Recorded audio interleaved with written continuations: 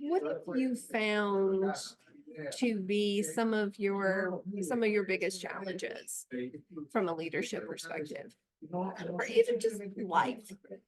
You know, in a leadership role, I think sometimes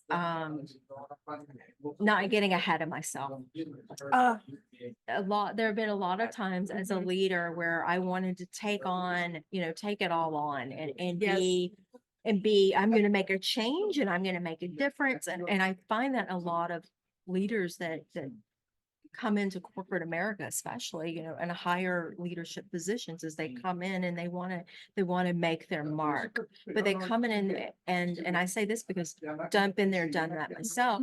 I want to come in, I want to make my mark. Well, I'm not taking into account that change is hard.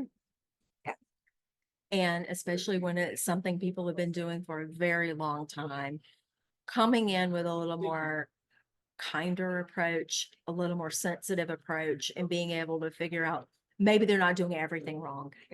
Making your mark doesn't mean you have to change everything. Maybe there's some things that are going right, and being able to make those changes with that in mind.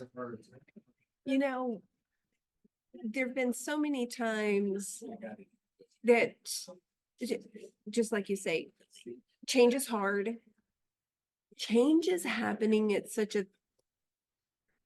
pace right now. But we also have to think about humans. Yes. And we also have to think about, leadership is really making those connections and making those human connections so that you can relate to people and influence them and get them to do the things that need to be done. And it's not always about directing.